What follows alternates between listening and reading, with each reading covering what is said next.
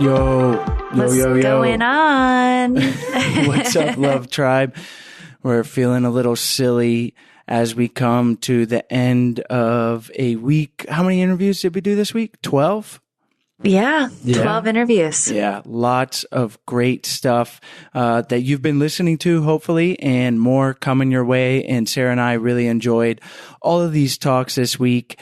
And today's episode is no different, where we welcome Sarah Hunter Murray. And I should say Dr. Sarah Hunter Murray. She is welcome back, because we had her on the show like a year ago. Did I mention this is a 12th interview? Yeah. So Sarah's on top of it.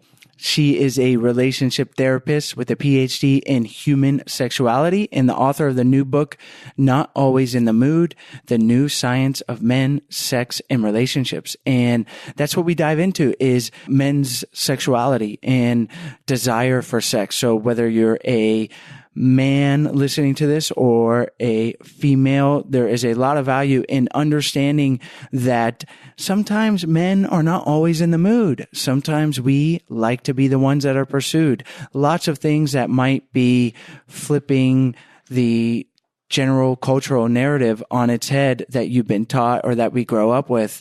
And it's just not true. Dr. Murray gives us some great insight with the research that she's done and some tools to bring these insights into our relationships so that we can better relate with our partner, whether we are the male or female in this situation. Yeah, she talks about a lot of misconceptions that I was really unaware of, and a lot of the research that she's given us, I think it's given me a different perspective on how men's sexuality can affect a relationship. And we would love to hear from you guys. If you guys are not a part of our Love Tribe on Facebook, we would encourage you guys to join. You can find it by going to Facebook and searching Love Tribe Fam, and it's a private group. We're all here to support each other and help each other improve your relationship. Thank you guys so much for listening, and enjoy the episode. Today's show is brought to you by our online course, Spark My Relationship. Create more passion, improve your communication, and build a stronger, more intimate connection with your partner in less than 90 days.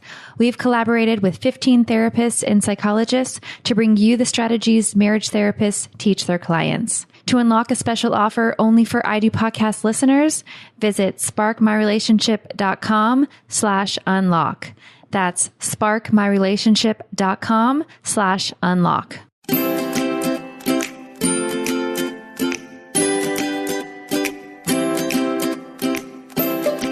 Hi, Sarah. Thank you so much for joining us back on the show. Thanks so much for having me. I'm excited to be here. Sarah, we like to start the show with having you tell us and our listeners why you enjoy helping people improve their relationships. Oh my gosh. Great question. As a relationship therapist, I've just always been drawn to the value of human connection. And I just think our intimate relationships provide us with so much self-worth, comfort, joy, love. And I just think that if we can better understand our partner and increase that closeness, it just creates a better sense of well-being for ourselves and a better outlook on our lives in all other places. So to me, it's the crux of what makes the world turn. We agree. Yeah, it's like kind of unique to being a human. Are these crazy relationships we have? Not completely, dolphins and higher primates have some interesting things going on, but ours are pretty complex, and a lot of times that can lead to some issues and some problems. And if we're doing it the right way and if we're working, a lot of great things. And today's topic is one that I have a particular interest in, but the opposite sex will as well, and that is that of men's sexual desire. And it's an area that is pretty mysterious to me. There's just a lot going on, and it's an area that I think about, but I have not read any research, and I know you have some interesting research in this field. And maybe we could start off with having you tell us what is happening in that realm of research in men's sexual desire, and maybe some things that on the surface, our assumptions are not what is actually going on. Yeah. So I am, my background is in sex research. I have a PhD in human sexuality. And, being a woman, I started my research studying women's sexual experiences. I was thinking about the complexity of when women are in the mood and when they're not. And that's something that we are very comfortable talking about. And researchers have explored that pretty thoroughly. What I started to notice over the course of my research, however, is that almost every time we were looking at women's sexual experiences, we were kind of doing this compare and contrast against men.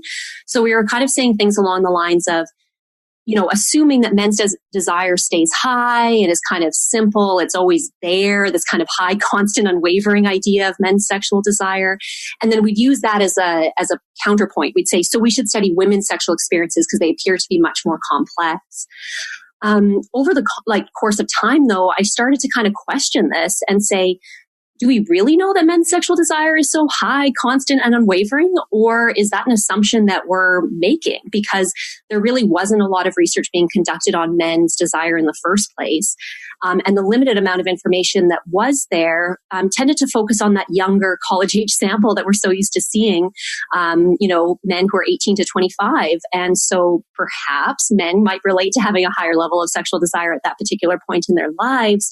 But if myself, I'm a 34-year-old woman. I was kind of curious about what happens later in life when life gets more complicated, when relationships become longer term, when we have jobs, houses, kids. And I just felt there was this real lack of understanding about what men really wanted because we weren't asking them. I think what we were defaulting to was the stereotypical assumptions that we, that occur in our society. This idea, that we hear reinforced in movies and songs and TV shows about men always being interested in sex. We hear comments that, anytime my partner's in the mood, I'll take it, or, all men think about is sex. And I was just really curious about whether that was truly reflective of men's experiences. There is definitely a cultural narrative around men's experiences and women's, as you said, in relationship to men's sexual drive, among other things, like the whole, if a female is promiscuous, she's a slut. And if a guy is, then he's just doing a great job. And there's all of these cultural narratives, and a lot of times it's not the reality of what's going on. So I'm really interested to hear what you found when it comes to men's sexual desire that on the surface is different than we have previously thought. Mm-hmm. Yeah. So the way that I went into the research, I'll just tell you a little bit about first. I interviewed men who are heterosexual in long-term relationships. And so I conducted these extensive interviews where we talked for like an hour or longer in some cases. And what I found over the course of the interviews is that men might start by kind of saying things that fell in line about what was more socially expected, saying, I've got quite a high, healthy sex drive. I'm pretty interested in sex. But over the course of our interview, I started to hear more exceptions to the rule and a more nuanced description of their experiences. So for example, men would start to say things like, oh, well, I'm not always in the mood, sometimes I'm sick or, sometimes I'm tired. And so they'd start to kind of open up these like exceptions to the rule. So things that are completely understandable. Most people could probably relate to that.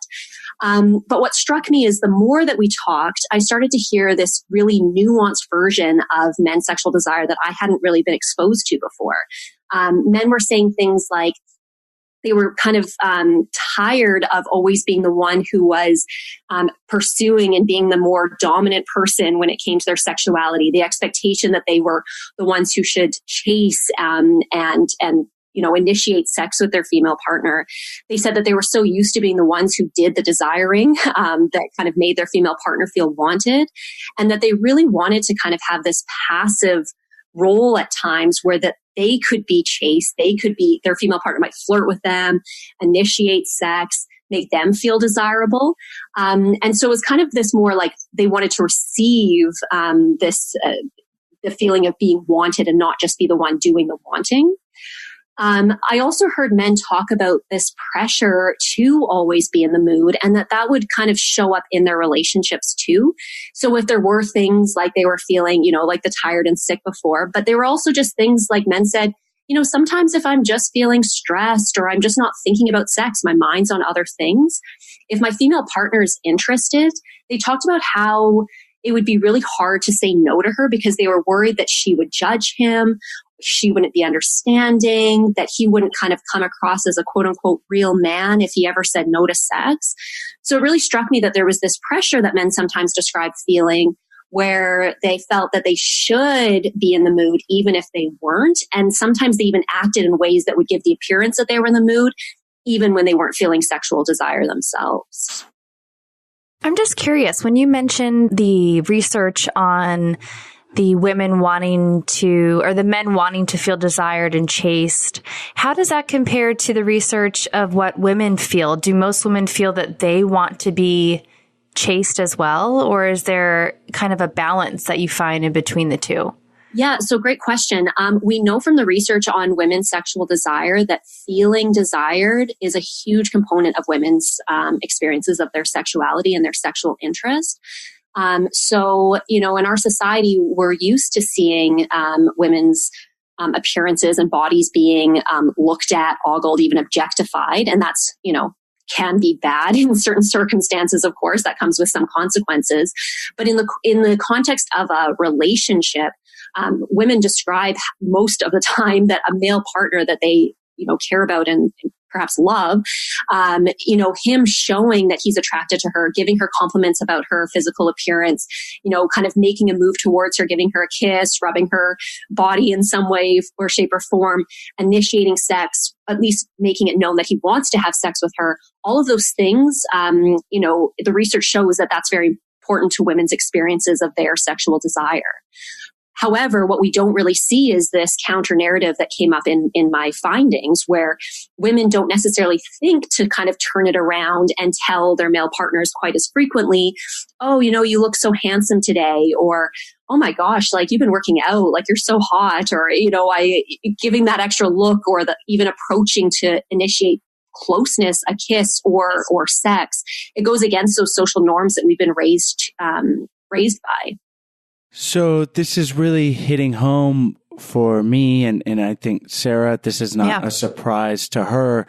And it's something that Sarah and I have talked about, that I realized that I really receive love through touch and words of affirmation. And it's been a bit of a place or a friction point that Sarah and I are working on, that I do want to feel desired, and it doesn't really come natural for Sarah to pursue me in a sense. Or so how do we navigate that? I can talk about what our conversations look like, but they don't always go great, because then I will say, I like it when you initiate this and that, and then Sarah will sometimes be a little defensive. She's like, I am, and we're kind of in this pattern. It's why relationships are hard, because it doesn't come natural to Sarah, and yet it's something, that positive way that I receive love.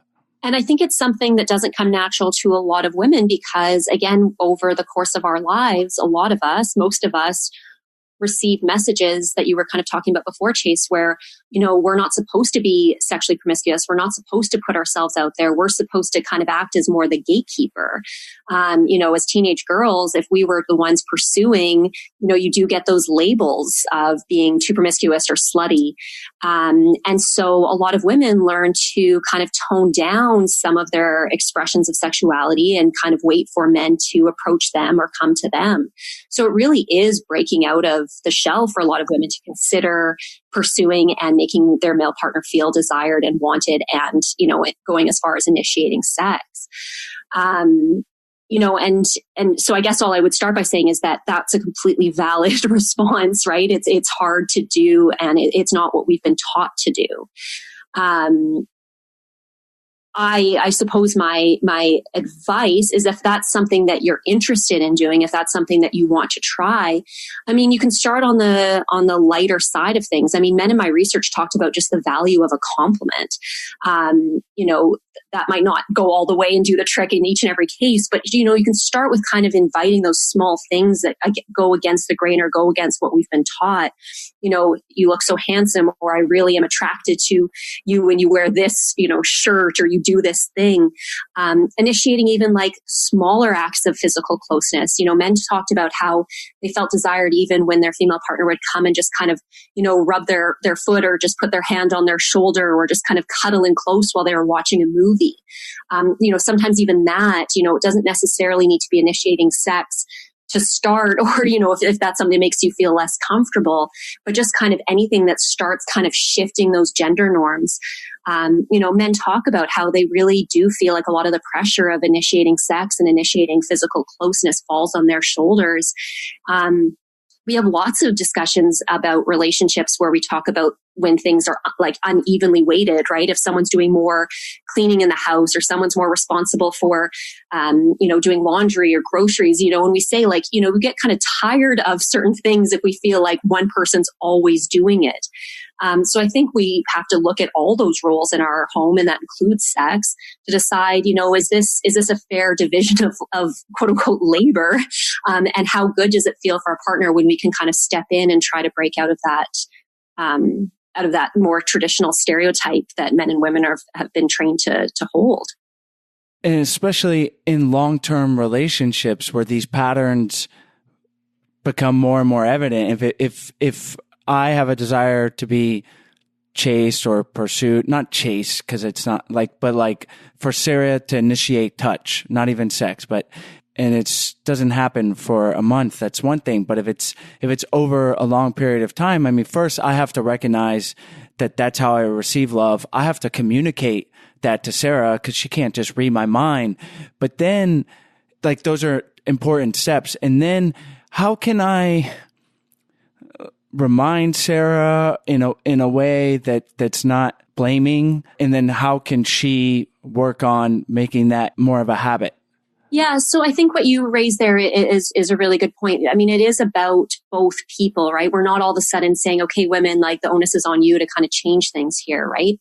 Part of it is for men to kind of reflect on their own experiences. You're just talking about their Chase, of saying, what, this is important to me. And how do I let my partner know, one, that it's important, two, what she's doing that actually makes me feel wanted and desired, so that she knows maybe there are things that are really important to you that your partner never really knew mattered, right? Like maybe just even a kiss on the cheek when she's walking by is something that you really value. Making sure that your partner knows how important that is huge, right? Just the open lines of communication, and just, I'm a big fan of positive reinforcement. Like, focus on when something felt good. Focus on when she made you feel wanted and what you liked about it. One of the things that came up in my research that I'll just kind of bring into this conversation because I think it's appropriate is men talked about how sex and, wasn't just this like physical surface level need for them. They talked about how they got a lot of their emotional needs met through sex. They felt loved. They felt close. It was this emotional experience of being vulnerable and intimate. And so I think some women have kind of learned, because I think socially, again, these norms are just out there, that sometimes when men want sex, he's just horny. He's just looking to get off. And again, I mean, sex should be pleasurable. There's nothing wrong with that. But I think what we miss sometimes is that, through sex, through touch, through closeness, men are getting so many of their emotional needs met in a relationship. And it can be really difficult when those needs kind of go by the wayside if we just downplay sex as just a physical act. I think we talked about this a little bit in your last episode about being vulnerable and initiating that closeness and that touch, but then some women not doing it because they're afraid to put themselves out there, and that it means that if they are going to touch their husband, then it automatically means sex. So like, how do you do that dialogue? Because not that this happens often, but sometimes if I'm not in the mood, like I'm not feeling well to have sex with Chase, I'll specifically not be as touchy-feely because I know that I'm not in the mood to have sex, so I don't want to be misleading. Can you touch on that and maybe how to navigate that? But before we continue with today's interview, we want to tell you about our sponsors. Today's episode is brought to you by OpenFit. OpenFit is a brand new, super simple streaming service that allows you to work out from the comfort of your living room in as little as 10 minutes a day. As a busy working mom, I've found it very challenging to dedicate at least 1 to 2 hours a day to driving to the gym, working out, then driving back home. So after Stella was born, I started working out at home, but I struggled with keeping the workouts fresh and challenging. So that's why I'm excited to be using OpenFit as a part of my new workout routine. They offer a variety of classes that I haven't seen anywhere else, like their T-minus 30, which is a 30-day program designed to get you ready to crush your next Tough Mudder event. And Chase and I have always said that we wanted to do a Tough Mudder event together. So now we have no excuse. Man, I got to start training. I want to do this. And we need to post a video of you and Stella trying to join the workouts. It's so cute. It's pretty cute.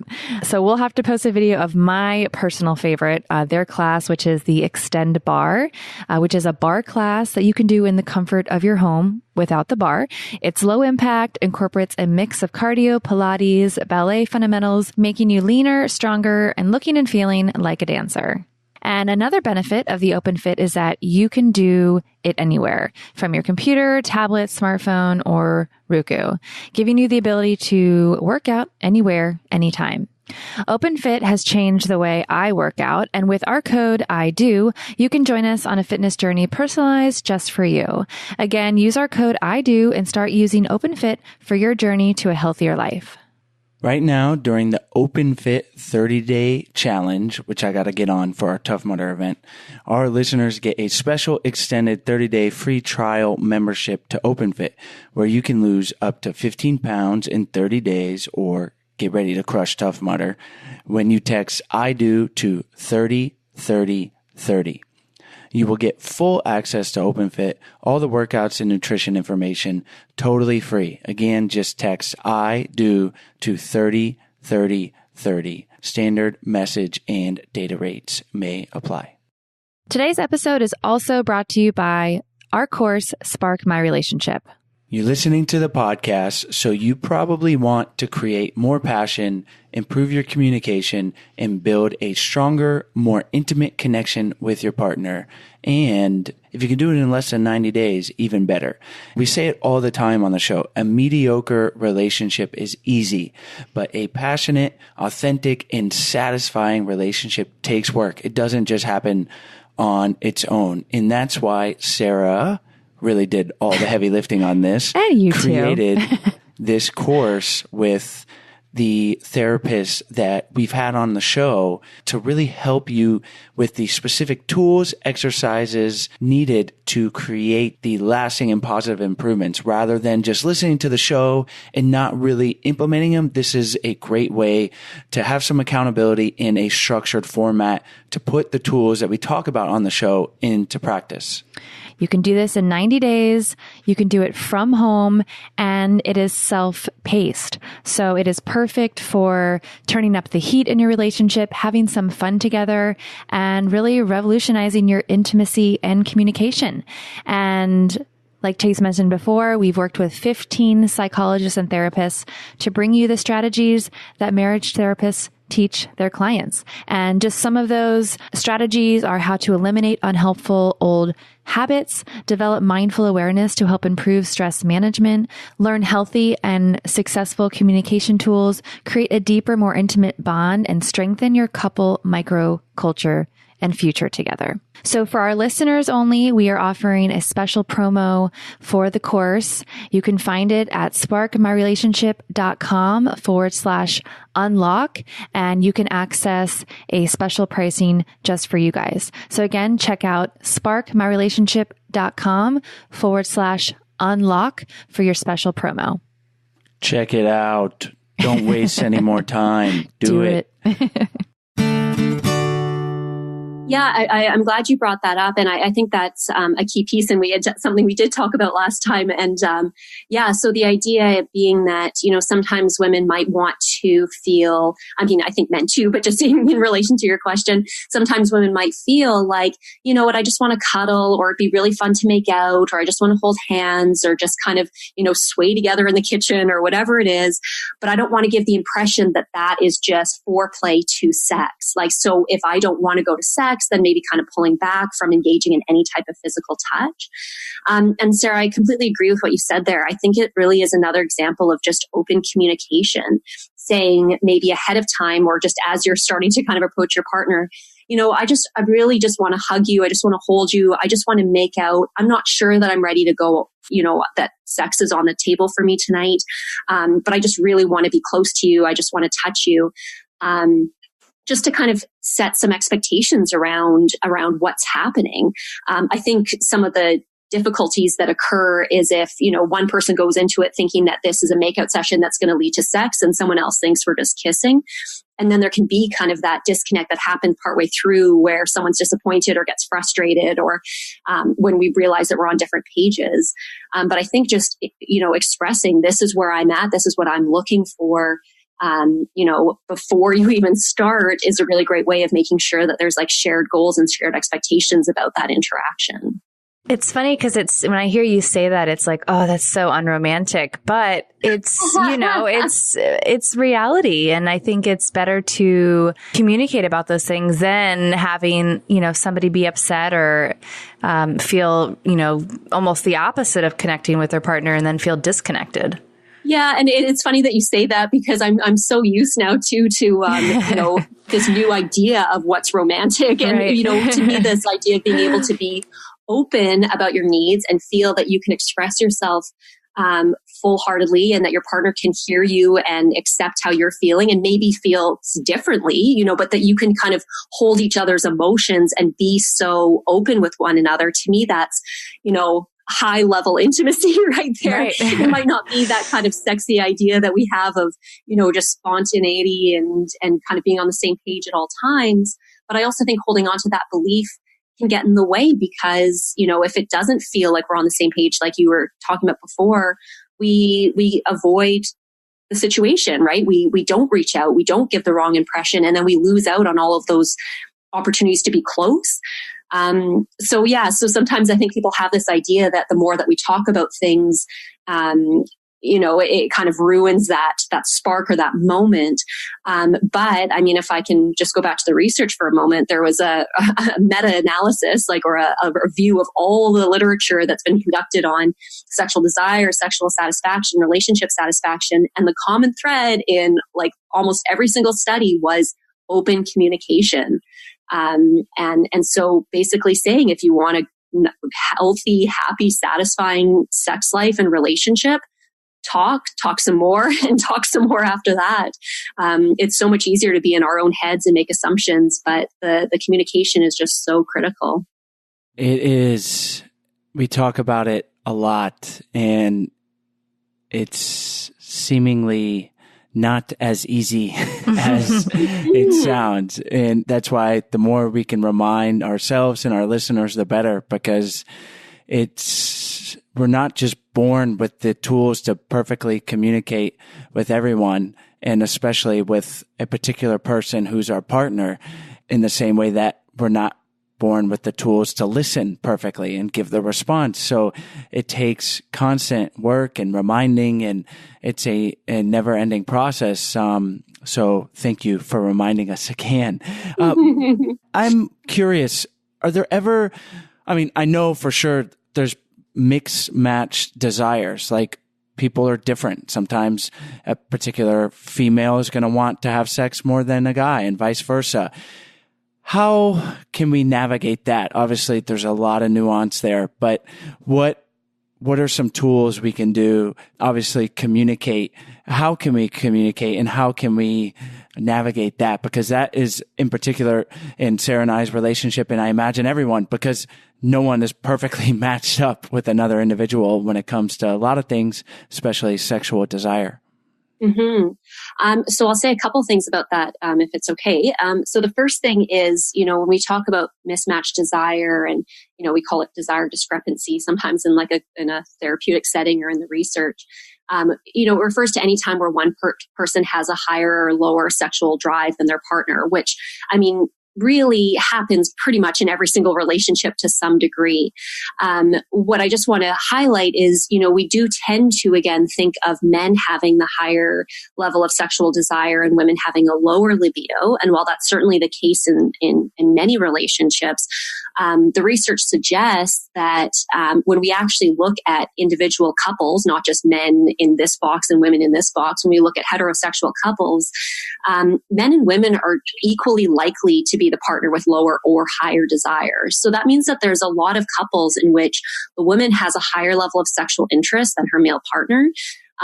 So I just want to kind of put that out there as we talk about this, because, we do really assume in a lot of cases that it's the man that has that sexual interest. And when it goes the other way, when the woman is the one with a higher level of sexual desire, sometimes she can take it quite personally and feel like her male partner's lower desire is a reflection of her physical attractiveness or his feelings about her or the relationship. And she can take it as a sign that something's wrong. And so I just want to take that opportunity to just mention that it's completely normal for a female to have higher levels of sexual desire than her male partner. It's just kind of, normal variation for both men and women.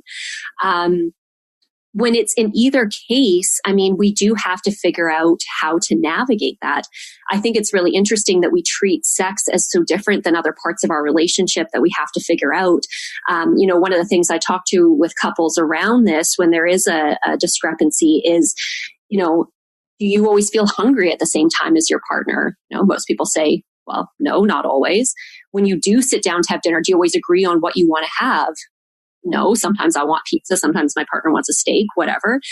And we find ways to get around that all the time. And again, don't want to just hit the communication button over and over again here, but it's about saying, this is my need. What's your need? Do we compromise today? Do we pull back and have, you're not in the mood today? Is there a different way that you might want to connect with me? Maybe we could spend time together. Maybe we could, touch in some kind of a physical way. Maybe there's giving or receiving of sex if one person's more or less in the mood. It's figuring out couple by couple and person by person what the best way for you looks like. But it's normal, first of all, to have it. So it's not necessarily something to stress over. And I think it's about kind of naming, where am I coming from, and understanding a bit more what our partner needs. And every couple has to figure out what their quote unquote compromise is, which shouldn't be one person always getting their way, having lots of sex, and the other person doesn't want to have it. And it shouldn't be all the way the other end of never having sex, and one other person having their sexual needs constantly not being met. That's a great point about the timing. And it's so true. It's like you guys aren't hungry at the same time every time. And on top of that, don't agree on exactly what you want to eat. So why would your sexuality be any different? And that's where opening up that communication around that is super key. And that's something that Sarah and I have been able to do, and that's made a big difference.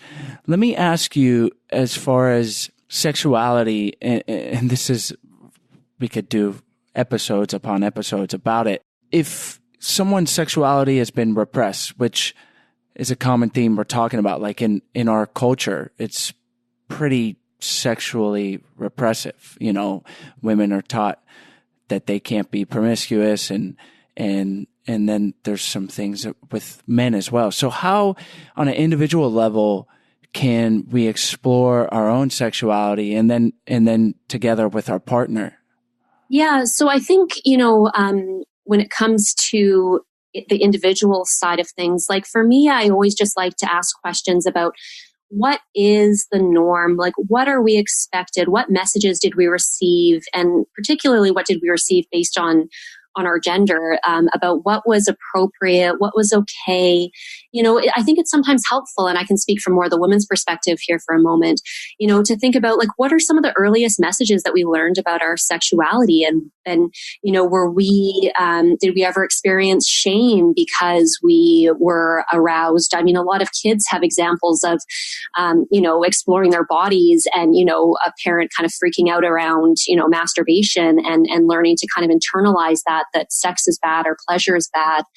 Or some people just didn't really receive a lot of sex education around, understanding their bodies, or perhaps we had a really bad, sexual encounter. We received some of those messages around, being slutty or, not being able to fully embrace our sexual needs. And so I think it's important to just kind of reflect on the messages that we received over the course of our lives, and then ask ourselves now, are they still serving me? Like, is that really a reflection of what I want now?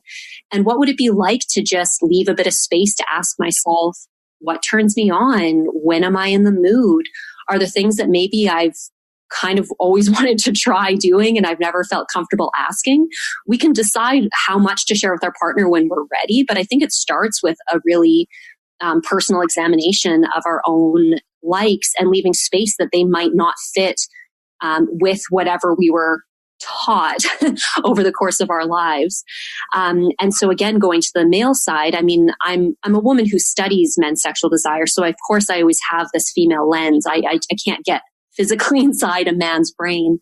But again, I think like some of the things that stood out to me is that men would say that they received these messages about being the pursuer, that they were rewarded for having multiple female partners or pushing to that next level of intimacy. The question of like, oh, did you get laid, and like high fives and all that if their relationship progressed to that level. So there's this like really, close connection that men were describing in my research around their value of being a man, connected to how much sex they wanted or how high their drive was or how often they got laid. And I think sometimes for men, it can be really helpful to think, what is my actual sexual interest? And maybe do I like, say, cuddling more than I maybe thought was socially appropriate? Or spooning or whatever. I think it's really just asking like, what messages were we taught about what we should experience? And then just kind of start gently questioning, is that really reflective of my authentic sexuality? Does that fit for me? Or maybe in what places do I want to do things a little differently? It's such a big question of what is our authentic self desire? What do we want? And it's one that if you're not thinking about intently and taking the time to be introspective, to think about your past and your childhood, and it's not just going to pop into your brain, because even when you are trying to find what your authentic self desires sexually or in other realms, even then it's hard. And it's an area that fascinates me as far as being a better husband and a better father, and one that I don't think ever ends, because we're constantly evolving. So your authentic self is also changing. But if you're not asking the questions and trying to get to the root of why you are feeling or doing the things you're doing, then you're not going to make some revelation by itself. But in the realm of sexuality, it is so complex, and the reasons we want what we want or don't want, or why I want to feel desired, it's not just about sex, right? It's all these other things that we're talking about. So it's important work, and it's so interesting. And are there any other unique findings, or they don't have to be unique, but points that will help our listeners navigate this that you can think of? Well, the other thing that we haven't really touched on yet, but something that I think is important to acknowledge when it comes to men's sexual desire based on the research that I've conducted is, men talked a lot about, in terms of that initiating piece, that it's actually quite a vulnerable act for them to do. And that's because a lot of the men that I talked to were describing, that when they initiated sex, again, it's not that it's not about physical pleasure, but the part that often gets missed is that it is that bid for connection, that emotional closeness. And so when they put themselves out there and their partner said no, men kind of talked about how that sexual rejection actually hit them on a pretty deep level. Not that they couldn't rebound from it, but just the idea that it hurt more than I think a lot of us tend to talk about when we talk about men. And I think that a lot of women realize. So men were talking about in my research again that the sexual rejection for them kind of felt like it was more of a rejection of themselves. And when their sexual advances were rejected over and over again over the course of a relationship to the point that it was becoming a pattern, men said that they doubted themselves, they doubted their relationship, that it took a toll on their own interest in sex, and they might not put themselves out there so much anymore because they didn't want to risk that hurt. And I think that's just a really important thing for us to talk about and be aware of. One, because I just don't think we kind of acknowledge that there is that piece for men, that more emotional piece around sex. I don't think that gets enough space in our conversations. But I also want to highlight while we're talking about it that the point of talking about this isn't to say that women should feel guilty for saying no. I mean, I think a lot of women, if they have a lower interest than their male partner, already feel a lot of guilt or even frustration that their partner wants more sex than them, and they feel bad that they're saying no sometimes, or annoyed that he's initiating so often, I wouldn't have to say no so much if he didn't initiate so much. It's complicated.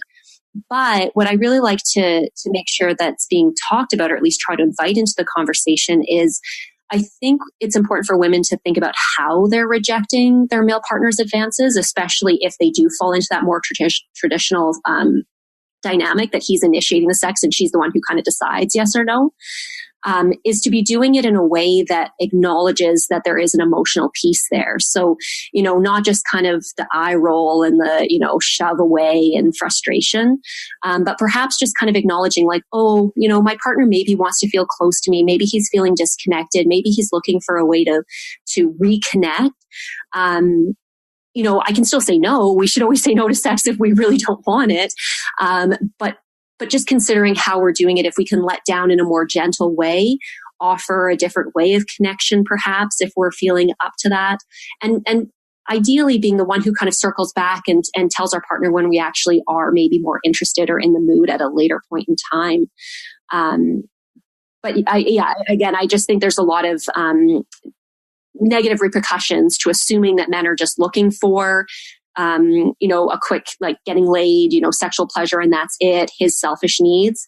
If we think that that's what our partner's looking for, or if he's interacting with us to give the impression that that's all he's looking for, we could be quite dismissive if we're not in the mood. But I just think that there's actually a lot more happening under the surface than what we're tending to talk about. I love how you mentioned the importance of how you are rejecting your partner if you do, because like you mentioned earlier, there's going to be so many times when you and your partner are not going to be in the mood at the same time. And there will be times when rejection is inevitable. And so, like you said, really making sure you connect with your partner and then initiate it when you are in the mood. And then how you do that is so important, because otherwise it can just really turn into a disastrous situation. We've, Chase and I have been there where it hasn't gone down that smooth connecting path and instead turns into a blaming and a pointing fingers at each other. And you never want that to be the recourse of one person is trying to connect with another person. Mm-hmm, mm-hmm. We think about if our partner said, "Hey, do you want to go out for dinner tonight?" And we just said no, or, we kind of like put it in that negative tone or roll our eyes. We'd be like, what? Like, was it that ridiculous of me to ask? So I think, it's just, we have to consider how we're rejecting our partner's bids for connection and not necessarily treat it entirely differently because it's sex, and consider maybe if we're just, again, rolling with those same assumptions and those stereotypes that we've just been repeatedly exposed to for a majority of our lives, about those like that really negative and narrow idea of what men want from sex. You got to let me down easy. It's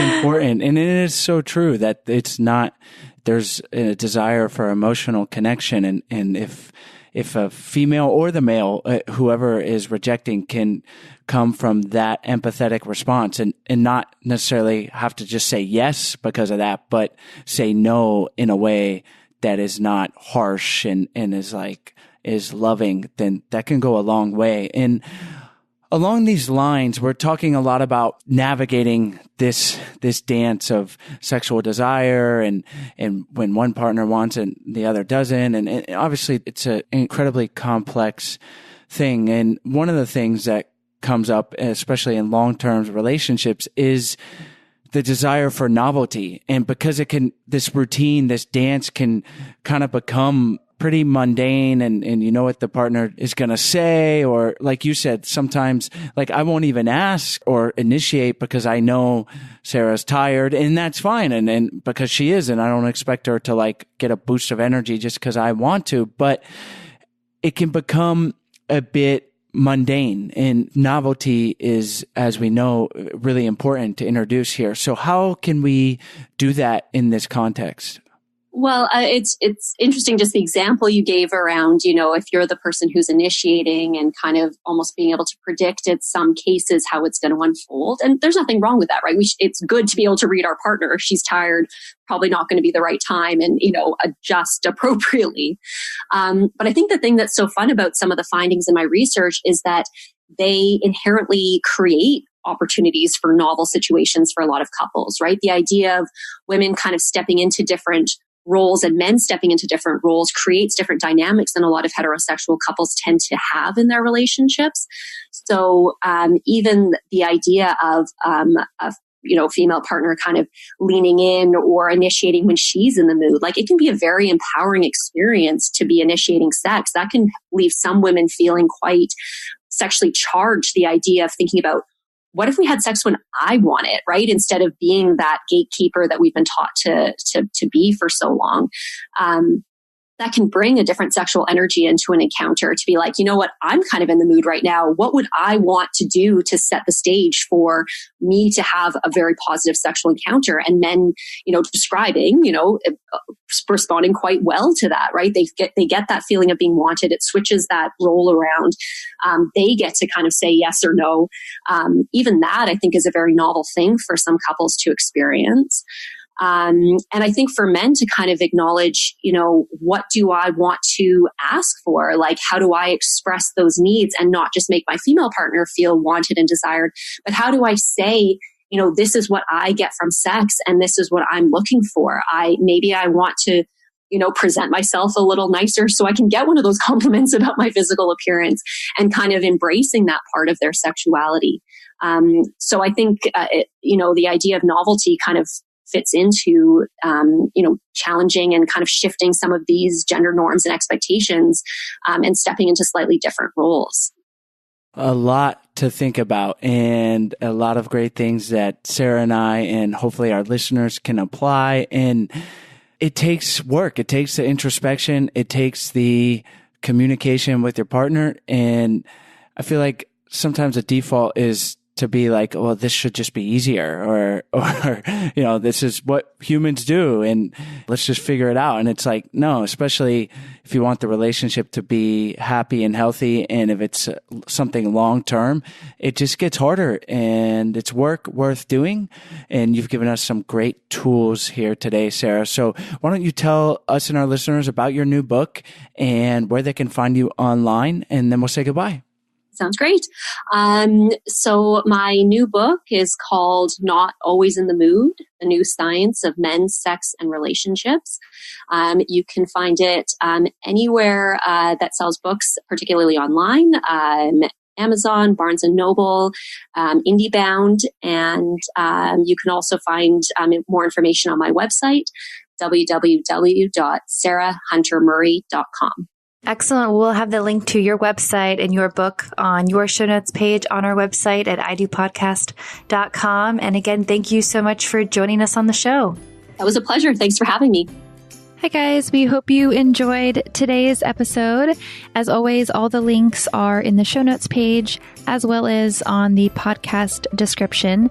And while you're on our website, we encourage you guys to check out our 14-day Happy Couple Challenge. We send you an email for 14 days with simple, doable challenges to help strengthen and improve your relationship. And on our website, we also have a bunch of free resources for your relationship. So we encourage you to check those out. We also have our Love Tribe on Facebook. We encourage you guys to join the tribe and be there for support for each other. If you have questions or just need some relationship advice, we are all here for each other. The group has grown to almost 1,000 people, and we love it. So we hope you guys join that. You can go to Facebook, Love Tribe Fam, and you'll find us right there. And if you are interested in learning more about our flagship course, Spark My Relationship, we hope you guys check it out. We have a special offer that is only for podcast listeners. So you can go to sparkmyrelationship.com/unlock, and you can unlock that special offer and learn more. As always, thank you guys so much, and we'll see you next week.